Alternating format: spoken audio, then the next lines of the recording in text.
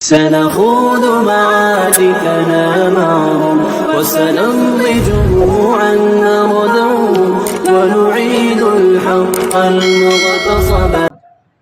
نزہۃ المجالس ایک کتاب ہے اور اس کے اندر واقعہ ہے کہ مجوسی ہے، آگ کا پجاری ہے، رمضان کے اوقات ہیں اور اس کا بیٹا سریعام کھا پی رہا ہے، تو ظاہری بات ہے وہ تو کافر ہے، ان کے اوپر تو روزہ تو ویسے بھی نہیں۔ اس مجوسی نے اپنے بیٹے کو پکڑا اور اس کو سخت سست اور ڈانٹا، اور بعض جگہ پر ہے کہ اس نے اس پر مارا اور اس نے کہا تجھے شرم نہیں آتی ہے، مسلمانوں کا رمضان چل رہا ہے، روزہ چل رہا ہے اور تو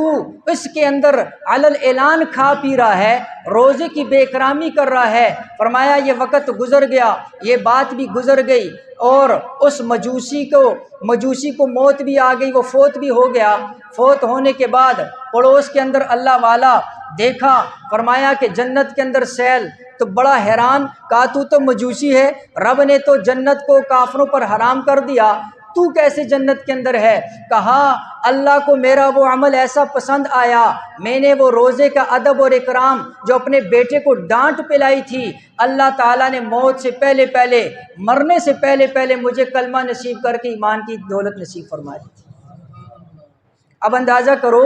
علماء نے، بڑے بڑے علماء نے اپنی کتابوں میں یہ واقعہ لکھنے کے بعد فرمایا کہ اس بندے نے رمضان کا ادب اور احترام کیا، اللہ نے اس مجوسی کو ایمان کی دولت سے نواز دیا، اور اگر کوئی مسلمان ہو کر کلمہ پڑھ کے، رمضان کی عظمت کا اقرار کر کے، اللہ کے نبی کا کلمہ پڑھ کے، اللہ کے نبی پر ایمان لا کے، قرآن سامنے رکھ کے، روزہ بھی رکھ کر، اور پھر رمضان کی بے ادبی کرے، بے اکرامی کرے، تذلیل کرے، تحقیر کرے، رمضان کے اندر اپنے رب کو ناراض کرے، تو پھر سن لو، حدیث کے اندر اللہ کے نبی علیہ الصلوۃ والسلام نے فرمایا، طبرانی شریف کی روایت ہے، حضرت ابو ہریرہ رضی اللہ تعالیٰ عنہ راوی ہیں، فرمایا ان امتی لن تخد ما اقاموا صیام رمضان، آپ علیہ الصلوۃ والسلام نے فرمایا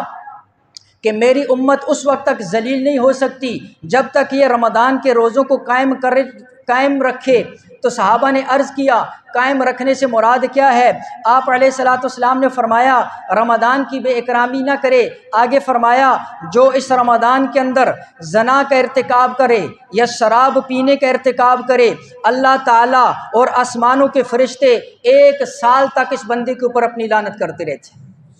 اور فرمایا کہ اگر اگلے رمضان آنے سے پہلے پہلے یہ فوت ہو جاتا ہے، اگلے رمضان آنے سے پہلے فوت ہو جاتا ہے، تو فرمایا اس کے پاس کوئی ایسی نیکی نہیں ہوگی جو اس کو جہنم کی آگ سے بچا سکے۔ آج رمضان کی بے اکرامی ہم اپنی آنکھوں سے دیکھ رہے ہیں، رمضان کی بے اکرامی اپنی آنکھوں سے دیکھ رہے ہیں، اور مسلمان ہونے کے دعوے دار ہیں،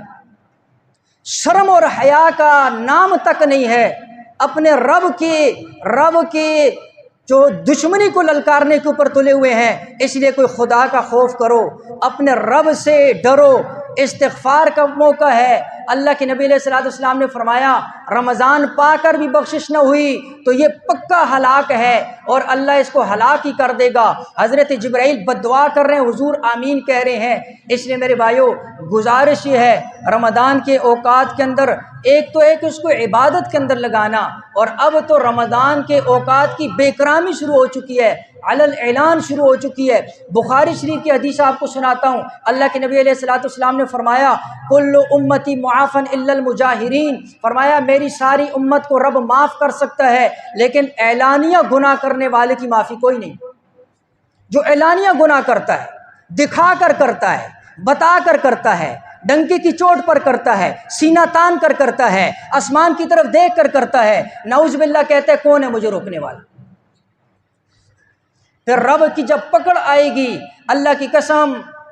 جس کے لیے کر رہے ہو نہ وہ بچائے گا، نہ پھر تمہیں یہ دنیا کی چیزیں اور مال و دولت اور منصب بچا سکے گا۔ رب کی جب پکڑ آتی ہے، رب تخت کے اوپر بٹھا کر بھی نمرود جیسے کو جو ہے جوتیاں پڑوا سکتا ہے، تو پھر جو ہے آپ کس جو ہے باغ کی مولی۔ اس لیے رمضان کا احترام اور ادب اس کو جو ہے سامنے رکھو اور ان واقعات کو سامنے رکھو، تو یہ بہت ہی سخت معاملہ ہے، گناہ کبیرہ ہے۔ حضرت عبداللہ ابن عمر رضی اللہ تعالیٰ نے فرمایا رمضان جس طرح نیکی اس کے اندر بہت بڑھ جاتی ہے تو گناہ بھی اسی طرح اس کے اندر بڑھ جاتی ہے۔